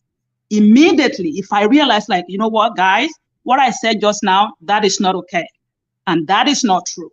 That is how you build trust with children. You use yourself as an example. When it's like you are leading them. So as a leader, there's a more, I can't say much about it, but a lot of Yeah, work I get lies your with the point. parents. Yeah, Yeah, yeah. We we just need to parents, be honest. Yeah, be honest. need to Don't be say, honest. don't use that Don't, line. That line has please been don't lie. overused. It's not true Don't lie. anyway. And they will Don't soon lie. find out. Why are you telling them that? I mean, please, let's not use that line. I want to believe that our parents and our, thank you so much, Mbasi. I appreciate your call, my sister. God bless you. I want to believe that our parents and our grandmothers did that because they didn't know better. When you know better, you got to do better. You can't today be telling your children that once you touch a man, you're going to get pregnant. No, tell them. Teach them about periods. I know they teach them in school, but you still need to teach them about periods.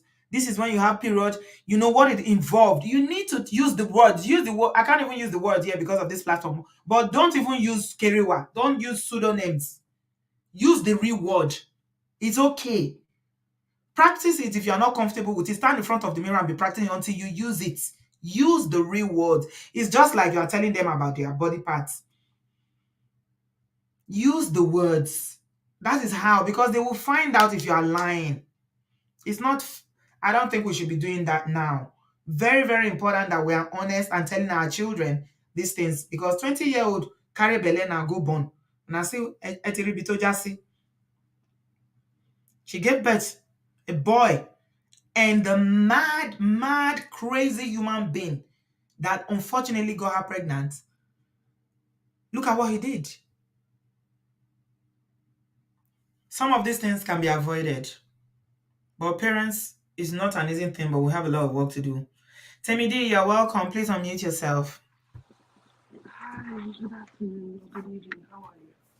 We can't hear you. Can you hear me now? No. Can you hear me Hello? now? No, it's echoing. Are you far from your speaker or are you using Bluetooth?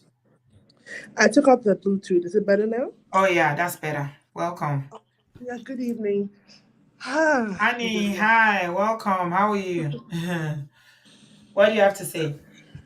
this story weighed me down all weekend. I was wailing, wailing. My husband couldn't console me because I just couldn't take it. I just don't, I will never understand how a person can be that wicked. I'm not wired that way. I cannot understand it. It is a baby. Ah, Yeah, Jehovah, have because mercy. it's not a human being. It's Hmm. not somebody that is well. So let's just leave the story and dwell on, you know, moving forward as What we can do parents, better. what we can do better, yeah. Because I if we guess rehash the story, it's too much. it's too much. I didn't sleep last night. I saw it yesterday. I didn't sleep. Yeah, Honestly. me too. Yeah. I couldn't even go to work because I couldn't deal with it. No, it's too much. It's too I do much. have a question. Does anybody know how one can reach out to this child? Because my other issue is we tend to see the stories, and then I want to help, but then I can't because I don't know who to contact, how to reach the people. Do There are we so have many any? people that were mentioned in this one that you can reach out to. There Oh, are so many really? people in the story that were mentioned. If you look at the story, I think they said that, let me see, quite a few organizations, human rights, there's human rights, yeah. So, Imo State chairperson of,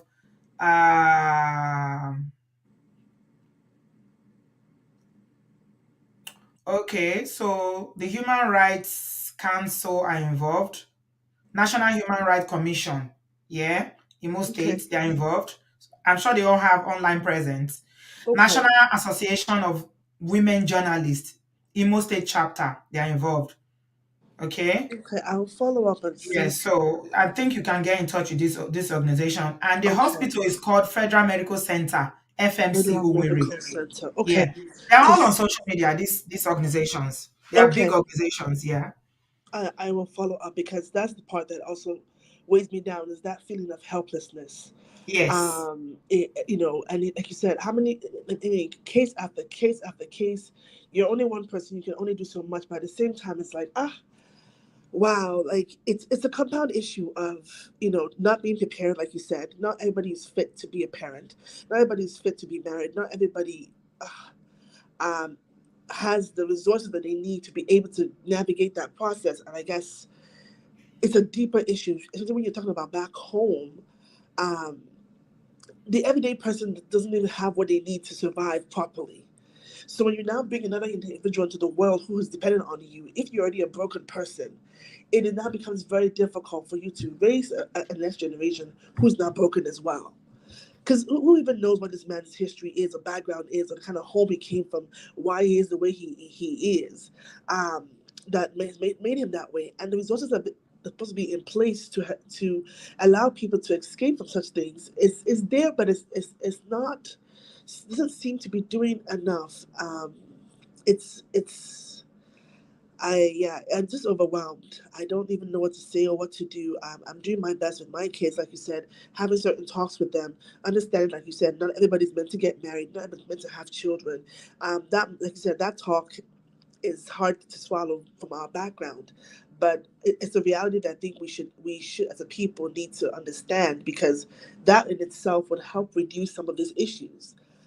That pressure to, you must marry, you must have kids, or you got pregnant for somebody, you must marry that person, you must live with that person. Like, what's worse now in this situation?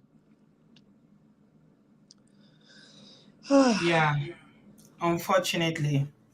Unfortunately, it's quite not everybody is supposed to be with another human being. Some No, people are just supposed to live like a solitary life, live their life by themselves. Don't force anybody on them. Don't tell them to have wives or children. Don't tell them to have husbands or anything.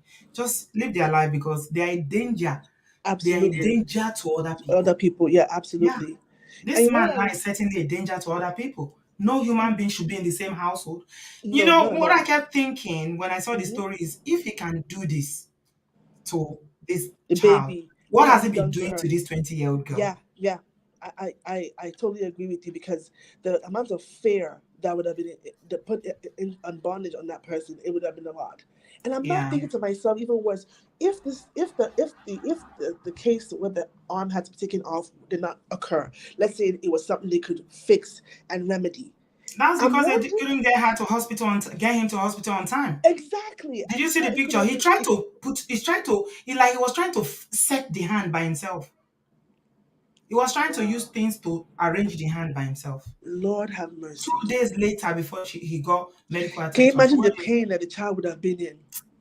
well, Temidi, let me And I'm just, thinking to let's, myself, so if this case did not get this far, she probably would still be there.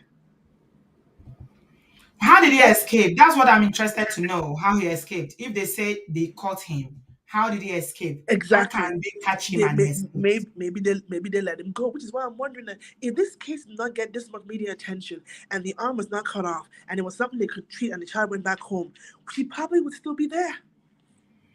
They probably would tell her, "Oh, stay. It's the work of the devil." Blah blah blah. She Yeah, probably would still be there. unfortunately. Yeah. Thank you very much for your contribution, Thank my darling. I appreciate you there. Liz, you are next. Where are you joining us from? Please unmute yourself. Hello, Auntie B. I'm calling from Montreal, Canada. How are you? I'm good, thank you. What do you have to Okay. say? Um, Personally, this case is it was when I saw it on social media, I was devastated. But then again, it brings me back to the issue of Nigeria, and we have a lot of things to learn and unlearn. And I think it starts with parenting. To be very honest with you, you know, when I saw this issue, I said to myself, and I said, this cannot be a marriage that was consented to, and this cannot be a marriage that there was love in. You know, just before this story broke, I think about a week ago, I saw a video on social media that was trending. I think a lot of people must have seen that video to where there was a girl that was pregnant, a young girl, maybe about age of 12, 13. She was pregnant, and her mother took her and, was like, show me the man that got you pregnant. You must marry my daughter. You must marry my daughter. You have impregnated my daughter. The man They're stood there, showing the was insulting. family. Yes, Mm, he was insulting the mother, he was insulting the child. Now, as mothers, yes, it's our responsibility to teach our children. But at the same time, when these mistakes have been made, please do not take your children and put them in a place where it's a danger to them. Imagine now giving that little girl to that man. It's anger because, first of all, the man does not want her. So when the child is born, he dissociates completely. He doesn't even find that child is his child. So it's kind The of like, same oh, way you are the mother. that IVD was saying your children, like mother, like Exactly. They daughters. dissociate completely. They're like, this is your child. This is your child. This is your child. It doesn't matter. So you understand. So when you see things like that, there's no point. Your daughter has gotten pregnant. She has gotten pregnant. The mistake has been made. Please let us love them. Let us still support them. I Instead of have dumping them in houses where the men are beating them, they have children for the men do not even love the children. Nothing. You cannot tell me this man loved this baby. Then it's not possible. kind of, it's not even It's question not. of love. I know somebody who got pregnant as a teenager while she was still living with her parents in Nigeria, and she has the child is a boy, is like is almost 30 years old now. And guess what? The father chased her out of the house as usual. Now, it's always like that. Chased her out. How dare you? You didn't get pregnant. You went and got pregnant. More come on, this, that, did all the normal things that they do. And she suffered quite a lot, family members, because the father never allowed her back to the house. And of course, what can the mother do? Helpless.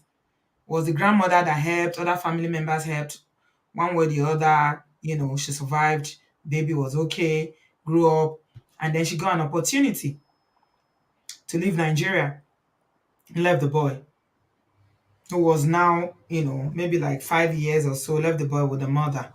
And then she came abroad, and she did very well abroad. Do you know she got married, and she never had another child again? Wow. That's the only child. That's the only Can you child. imagine? I'm sure because of the trauma she had suffered, she didn't want to, and it's and the father, who was the one that was big on this chasing out and you not coming back to my house, you did this, you did that, was the one. I mean, I'm not saying that teenagers should be getting pregnant, but it's something that we have a responsibility in the first place to help them prevent, by not exactly. being in denial about them, that they are not human beings, that they don't do anything like that, they can never do it. My child, you see a grown child that is 19, 20, you say, this one. And I'm not saying that there are not children that are walking around that, have never had Kiriwa, they are virgins, they are there. But have the talk with them still. Let them know. But when she became successful, this person I'm talking about, come and see the father. Very proud. Very proud of Of her. course, Oh, now. my child, my When this, a my child that. succeeds, is the father's daughter or But father's he's son. forgotten that time he threw her out of the house and flipped her Exactly. out with her things when she was pregnant. Yeah, it's quite sad though. As parents, let us learn to support our children and let us have these talks with them. It's important. And even as mothers, sometimes I find that a lot of old generational mothers, sometimes they went through the same thing, whereby maybe their parents gave them out, and you see them repeating the same cycle in their children. It is not good. Let us try to break these cycles, these generational curses. It's not good. If your child comes to you, and talk with the child, you will not die. So I don't know, what's going on in Nigeria, but these things really, really need to be unlearned and learned. Um, we need to break this cycle of shame and disgrace, whereby if a girl gets pregnant, it's a disgrace. Or it's now until she marries that man, that's when the disgrace will now be wiped from the family. Doesn't matter. Yeah. Doesn't matter. Yeah. Sometimes they will bring them, they will bring your daughter back. She has already cried. You understand? Yeah. That's when you will not be regretting. So let us, people make mistakes, and to avoid these mistakes, it's important that we have Do this the talk work in with the our first place so children. that Do the mistake work in doesn't happen. Yeah. exactly to avoid. And even if in fact it still happens, You see ask your daughter, grown what women did that you are married want? women, they are still very prudish to talk about these things. Exactly. They are Exactly. still You're, they are still shaming shy to talk about it, like it's something that is a taboo to talk about. What is there? Is a exactly. natural thing that happens in life. Yes, talk about it. It happens. Yeah, Ha. it's very sad though. It's very sad. Please let us do better. Let us do better as parents. Let's do better as women. Let us show love to our children. Sometimes even these girls, they go outside. The first man that tells them you are beautiful, That's what happens because the mothers don't have the fathers are not present.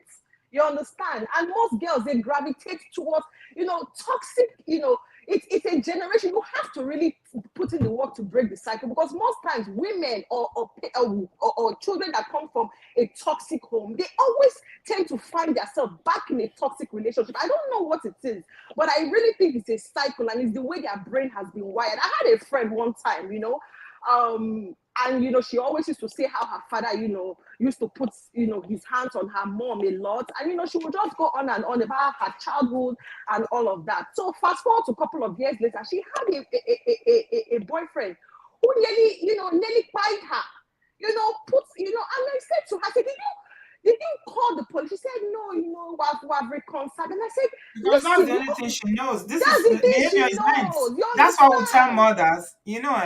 Liz, in Right. Nigeria and even here in the diaspora, a lot of women who stay in those relationships, say they stay because of the children, but forgetting that the children are learning the wrong behavior. They will Absolutely. learn because they will not think that this is what marriage should be. Did you see there was a few documentaries somebody was sharing with me on social media? I think it was on Instagram where the young girl was saying, I wish my parents separated earlier. Oh yes, I saw that. Did I you see saw that. that? Yeah, She I was like, saw I that. wish my Yeah. parents separated earlier. Then we would have been better off because what we saw, we thought this is what marriage should be. Should be like, yeah, So instead of it should be the other way around, you live because you want to protect your children, you want to safeguard them, and you want them to have a healthy, mindset and orientation about marriage and relationship. But our Nigerian women will say, I'm staying because of my children. And they end up learning. So exactly. your friend is just a product of her upbringing, She's just, sadly. and I was so, I cried when she told me I was in tears. I said, can we report this case? She said, no, I don't want to report. He has apologized, and it happened over the Of cheating, the course. maltreatment. I said, oh my God.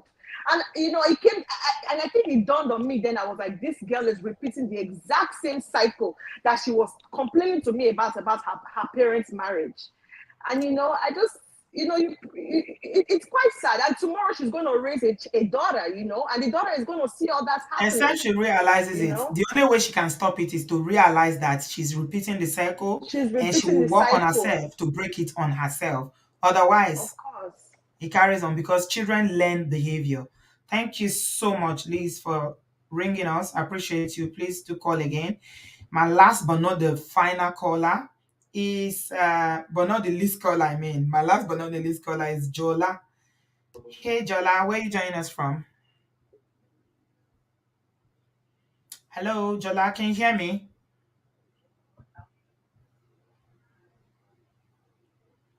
Hello? Are you guys hearing Jola? Me, I can't hear her. Oh. Yeah, let me read some messages here, some chats. Nelly said, my 16-year-old daughter says she makes good choices because we are kind, gentle, compassionate, and Because understanding. they don't want people to abuse it and they gave $100,000 to the whole of Africa. Okay, Jola is in another planet. I don't think she even knows she's in the show. Maybe she pressed it by error. She's talking about $100,000. Ajawa. Oh. Okay. Glamola said, no matter what, parents should stand by their children. Children need support. Absolutely. Nelly said, when I was single, my married friends told me I made single life look good. What did they see? They saw a happy single person. Yeah. Yeah. You were not the kind of single person that was, morosing about being single or carrying a long face. Abby? Yes, children copy what they see. If you are kind, your children will learn kindness. Yeah. If they see gbas they will learn it. Despite what you are telling them, they will learn more by what you are, what you are exhibiting that they can see. Jenny is saying something at Kate saying that Uganda people focus more on financial empowerment and education for the girl child. That's why marriage is really not an achievement. Okay. So you are comparing Nigeria to East Africa, how they are not so big on marriage. Yes, a lot of people from East Africa do wonder when we Nigerians talk a lot, the emphasis that we place on marriage. Yeah. Mara said, Auntie B, I was fortunate to learn about Kerewa quite early while in primary school from my parents through regular friendly discussions and stories. You have really good parents then. Really, really good parents. Yeah. Unfortunately, not everybody is that fortunate. Hmm? Not every one of them is that fortunate. Oluremi, we are talking about 20-year-old today. So that one, unfortunately, I don't know if it's about Bola. Hmm? Luca said, I got pregnant at the age of 20 years after I finished high school, and my parents never forced me to marry the man. And when the man said he wanted to marry me, I refused and got a job. Wow. Most Nigerian parents, once you get pregnant, be ready to marry that man. Whether he's a grandfather, they will make you marry that man. Anyway, let me just give you guys a quick update about the Osinachi. Please, we are trying to find Osinachi's sister. Anybody that knows how we can get her contact number, can you please reach out to me? Let me put my number on the screen, on my WhatsApp number, so that you can reach me. Or send me a DM on Instagram. I'm not on Facebook. All right?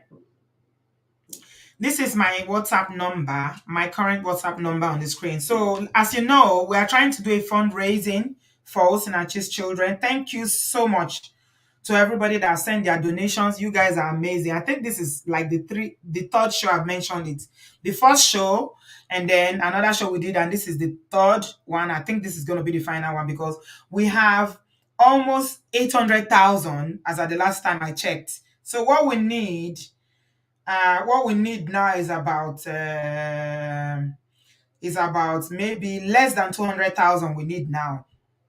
We need less than 200,000 to make it 1 million. So if we can get 10 people that will give 25,000 or 5 people that will give 50,000 naira, talking about naira, then we are good to go. Yeah, we're almost there. Less than 200,000 to make it complete. Thank you so much, everybody that sent their own contribution, your donation. You just donated, Chidima. God bless you. Yeah. I'm sure by the time whoever is donating tonight, we're going to get 1 million. Please send your own so we can complete it and give it to Osinachi's children. I'm trying to get hold of her. I don't know how to reach her. I understand she's in Abuja. I don't know how far it's true. If you know anybody that knows her, that goes to her church or knows her, that can link us to her, please tell her that we got something for the children. We want to get her number so I can call her myself and invite her to the show, and then we'll give her the money. So please, you guys know how to find people. Help us find her. Thanks to everybody that has donated your $10, your 20,000 naira, your 10,000 naira, your 5,000 naira, whatever. Those who gave 50, those who gave more, whatever you gave has added up. You know, when one person is doing it, it's not so easy, but collectively we can do a lot of good. You guys have been so amazing, Obodo Farm. I can't thank you guys enough. You've been amazing. This is literally the third show that we've mentioned it, and we've got almost the whole money is complete. It's almost complete. I'm pretty sure that if people send donation by tonight, we're going to get the full amount. What we need now is just less than 200. I think it's about 100. And somebody said they sent donation tonight. I'm going to check. Yeah, by the time we came on the show, I checked. Yeah. Please, if you've not donated, nothing is too small. We are trying to reach out to Osinachi's children. She lives in Enugu. Who knows where she lives? How can we reach her? Please, if you know anybody that knows her.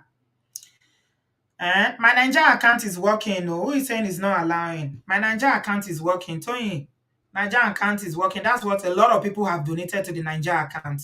It works very well. This is the account number. That's the bank detail there.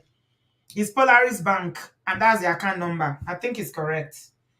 So you can use that. Please reach out to me if you can find her. I need her number so that we can put the money together and present it to her on behalf of Obodo Farm. If you've not joined in this donation, I appeal to you to do. It's a very fertile ground to sow. If you believe in sowing, for those of us who believe, I believe strongly in sowing. Because the Bible tells us to remember, orphans. I believe they are orphans because as far as I'm concerned, they don't have a father. If Osinachi's music has blessed you in any way, please, Let's show that we don't only care by talking. Let's show that we care in action. This is our widow's might. It's not, it's not too big, but it's not too small. This is what God gives us the power to do. It's showing now, Tony. Look at the bank account there. It's there on the screen. Look at the screen. 1040-560-926. It's on the screen. Please look at it. She has a YouTube channel. Oh, I didn't know. Realities Around You. Does she have a phone number there or an email address? Okay, you seen it, Tony? Yeah. It's on the screen. Yeah, nothing is too small. Let's just raise the final one. I'm pretty sure that after tonight, those who have not sent 10,000, 5,000, 20,000, whatever you can send, let's just add it up and make it 1 million. That's what we said that we, by the grace of God, want to give to the children. It goes a long way to help. They have a lot that they are dealing with now because unfortunately, she didn't ask to be deleted though, Namongo Paco. But you know what I'm grateful to God for? Osinachi's ministry lives on. Okay, Oluremi, my account number is showing on the screen. Oh, look at the screen. It's right there. Polaris is at the bottom there. Maybe it's because of this thing that is rolling. That's why you can't see. Let me take it off. Can you see it now? It's right there. You can send to Nigerian bank account. It's there. You seen it, yeah? Okay. Thank you. The thing that, I'm so grateful for, that even though as painful as it is, that Osinachi is gone, her life is still a ministry. Star Jibala, the account number is on the screen. People are saying because of Osinachi, children are saying, I don't want my mother to be deleted. Do you know how many women are speaking up?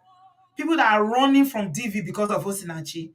And that's why her ministry lives on. Unfortunately, the Mongo Park she married did not know. He didn't know the anointing that this wonderful woman carried. She had an anointing. She had a ministry. She was called. So this is our own little way of showing that we've been blessed and that her ministry was not in vain. Because even in death, she is still ministering. People are saying it. No, don't do Zelle, please. Do PayPal. PayPal or Cash App is on the screen. No Zelle, because Zelle is only within the US. If you can't do any of this, do Nigeria account, please. All right? Please don't do Zelle. Zelle is only within the US. She's ministering to people. People are fleeing from DV right from where she is in the grave. Her ministry is still speaking. So let's help the children. Thank you so much, everybody that has contributed. I really appreciate you, my Budu fam. Without you, I can't do it by myself. But we put our hands together collectively, and we've done it.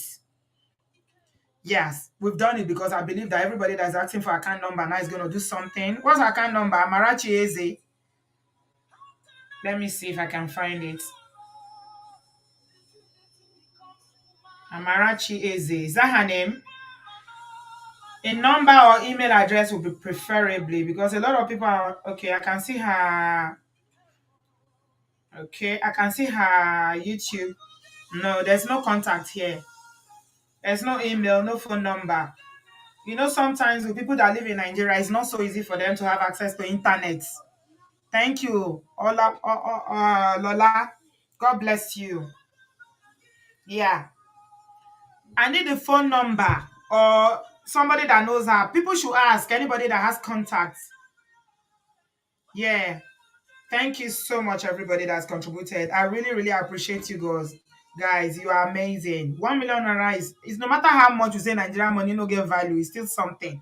It will pay school fees, it will buy clothes on their back, it will put food in their belly. And as you have contributed, God will bless you. Mabodo fam, the little and the much that you're giving towards this fundraising, God will bless you. God will reward you.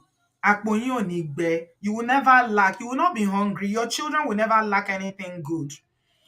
God will bless the work of your hands. Everybody that has contributed and those that have the desire to contribute but cannot contribute on this occasion, that has contributed to this 1 million naira fund appeal fund for Osinachi's children. God Almighty Jehovah will visit you. He will grant you the desire of your hearts. He will meet you at the point of your needs. You've not done it in vain. God bless you. Sitting here is the Polaris bank account. I believe that we're going to round it up by tonight. God will visit you. Every desire of your heart, every expectation of your heart, the Lord will meet you at the point of your need. Thank you so much. 1 million naira for Osinachi's children. We've done it. God is good. I am so elated. I'm so happy. Thank you so much to everybody that has donated. God will bless you. Thank you so much. I'm so happy. I will come and update you as soon as we get the number. Please find the number for me if you are in Nigeria or you know a way that we can reach the family. When I mean the family, I mean the sister. Dear Star, thank you so much for your contribution. God bless you. Everybody that has contributed, even if you have not contributed, but you have the desire and you cannot on this occasion, God sees our heart, He knows. Some contributed, more than some. It doesn't matter. Whatever that you can is appreciated. Thank you so much, everyone. You know what? You guys, you are doing amazing work. Oh, now God work on they do. Oh. Thank you, Celine. Thank you. God bless you. Thank you, Chinye. Thank you so much. God will bless you. I appreciate everyone. I will give you an update as soon as we find her. Please help me find her so that we can send the money to her. I don't want to send it through anybody. Okay? I want her to come. I will talk to her, do video call with her to ensure she's the one. Ask for her account number. See me, I see you. I'll transfer the money to her account. That's how we're going to do it. Thank you so much, everybody. I really appreciate you, my Obodo fam. I can't love you less. If you've not donated and God leads you to do it, if you check the screen, you see PayPal, you see Cash App, you see Nigeria account, whatever you can give, it will be appreciated. I know after tonight, we'll definitely get the full amount. God bless you all so much. Yeah. I don't know how to contact BBC Nigeria is different from BBC London. No. So Mary Uzo, I don't know how we can do that, but we'll find her. We'll find her. Now that we'll put the word out, ask people, please. I'm sure somebody knows her. We'll find her. We'll find her. Thank you so much, everyone. I'll see you guys in my next one. Bingbe, you've donated. Hey, yeah, God bless you. Thanks, everybody that has donated. Ẹ ṣé gan ni o. Thank you. A máa dúpẹ́ lọ́wọ́ yín o. Àpò yín ò ní gbẹ o. Ọwọ́ yín á máa lọ sókè ni. Your hands will continue to go higher and higher and higher. Actually, this is what the word of God says that we should do. We should remember, those who don't have, orphans, widows, widowers, whatever. But these children, as far as I'm concerned, they are orphans. Yes. Next week you can. Yes, you can. You can.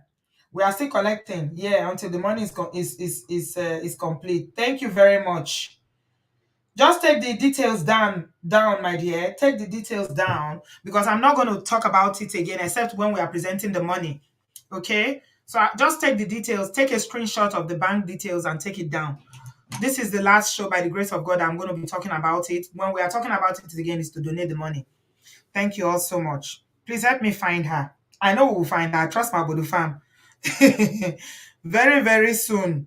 Yeah, you can do Cash App for real. The Cash App is there. It's 2 Cash Apps. So it's either Bridget Ekpo or Obodo Ibo TV 1. One of the two. Both of them are Cash App. Yeah. Jenny Love, I don't understand what you are saying. What are you saying? I don't understand. How is that relevant? Why are you talking of Bola when we're talking about contribution? You like Bola. How that one relevant for what we dey talk now? I don't understand though. I'm lost completely. We are talking about contributing to a good cause. You are talking about like Bola. And I want to consign me to like Bola. All right, brother Ade, no problem, Uncle Ade. It's fine. No problem. Oh, you've done it, Sister Ajibala. God bless you. Thank you. Thank you very much. Yeah. God will bless you. Yeah. All right. Thank you. Oh, you sent Angela. Oh, thank you so much. God bless you. Gbà mí. We are talking about a good cause. Afẹ́ fún yàn lówó ẹ̀yin sọ pé you are there saying I like Bola. Kí n tèmi? Should I give you Bola? Abi did they tell you I have Bola? Ẹ jọ̀ọ́, don't distract me. We are trying to do something good here. This is charity work we are doing. Thank you, everybody, Jare. God bless you. Let's find Osinachi's sister. I don't want story that touched the heart. The last time we tried to raise money for someone in Nigeria, I said I wouldn't do it again because it almost became a scandal where the person was saying that they didn't get the money. and I had to do something which I don't like doing, which was like outing her, for everybody to see, because I don't want anybody to tarnish my image.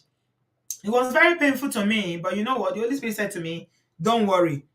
Just do what you need to do and don't worry about how people react to it. A lot of people that you do good for are not going to be grateful. It's not the people that you help that will help you. It's God that sends us helper. So when you do good, when you give to charity, don't expect that it's the person that will come and be thankful. Thank you so much, my brother. No woman, no cry. God bless you. Thank you very much. When you give, just expect God to send you the reward. Okay? Somebody sent, I was like, that they are worried about how Osinachi's sister will use the money. I said, don't even, no, let's not go there. Osinachi has been gone for months now. These children are eating. They are going to school. They are paying school fees. They are buying clothes. It's somebody that is taking care of them. Their father is locked up in Kuje prison. So let's not, I don't want to know how they will spend it. But I trust that this is the twin sister. I trust that she will spend it judiciously towards the well-being of these children. So, Tabati Fun, once we've given her, we are not going to go back and say, how did you spend it? Did you pay school fees? No, that is not how to give. Once you give, just give freely and don't go back to find out whether what they did. No, that's not how to give, please. So if anybody knows how we can contact BBC Igbo or any BBC in Nigeria, if you have their contact details, please, you can ring them and tell them that we are trying to help. They should give us the contact number. Thank you so much to everybody that has contributed. I really appreciate you, Mabudu Farm. God will bless and reward you. As you've given these children, your children will never lack. Your generation will never lack. There's a prayer that somebody prayed for me in Nigeria one time. I've never heard that prayer before. Nigeria gets some strong prayer points. The person said that I will never be stranded. I've never heard that prayer before. But I'm going to pray that prayer for you guys tonight. You will never be stranded. Some people did Cash App and it was bouncing back. I don't know. Maybe, I don't know why. Yeah, try Nigeria account, Daughters of Amy. Try Nigerian bank account or PayPal. The PayPal is obodooyinboconnect@gmail.com. You will never be stranded. Your generation will never be stranded. Ṣoríire lágbára Ọlọ́run, gbogbo wa la máa jùmọ̀ ṣoríire. We will not lack anything. See, in this Obodoyibo, you know how God blessed He blessed the land of Israel. He blessed the land of Egypt and gave it to Joseph and his generation as an inheritance. That is how God will give us this foreign land as our inheritance. He will make our children prime minister. You can see now, Asian and Indian, somebody from Indian background, first generation is our prime minister today. Our own children will get there by the grace of God. They will be prime minister, they will be ministers, they will be senators, they will be presidents. They will dine with kings and queens. Thank you all so much. I really appreciate you. You will never be stranded. God will bless you. I pray for you from the bottom of my heart that God will hear our prayer. Whatever is the expectation of your heart, whatever you are trusting God, I don't know what you are trusting God for. Whatever it is, there is nothing that God cannot do. As you help these children, God will help you. Thank you so much, Bodufan. I appreciate you all very much. God will bless you. Yeah, as soon as I find the details and I'm able to contact her, I will bring her on so that we can do what is needed to hand over the money to her. All right. Thank you so much, everybody. Have a good evening, and I'll see you on Thursday evening. Yeah. Oh, Oni has married another wife. I was asking my people that the wife had a very huge testimony. Not the current wife, the one before the last. She had a huge testimony. I was thinking that there's something in that testimony because she said something. I'm talking about Toby Phillips. She said she has a testimony about how God was going to give her a husband. I don't know whether we should talk about it. I think it's important for us to talk about it, because she said she had a testimony based on something that happened to her. She shared the testimony. What do you guys think? Let me know in the comment section if you think it's worth talking about, because you know what? Left to me, I'm done with all this marrying every day. I'm done. That story about parking lot fighting, is it true? Nelly, I saw it, but I'm not sure. Thank you, everybody that has given. Okay, let me know in the comment section what you think. And I'll see you on Thursday night at 7 p.m. GMT. God bless you guys. Please give this video a thumbs up. Once again, thank you everybody that's donated to Osinachi's Children 1 million naira happy fund. You guys are amazing. I can't love you less. If you want to contact me, no woman, no cry. My number is here. Let me share it again. If you find Osinachi's details or you want to share your story, that's my number there. Email and contact WhatsApp is on the screen. All right, guys. Bye. Have a good afternoon. Have a good evening. I love you guys very much from the bottom of my heart. And I thank you for everything you are doing to help us do this work. We will definitely get the reward. Thank you all so much. Have a good evening. God bless you. Bye, guys. Bye-bye.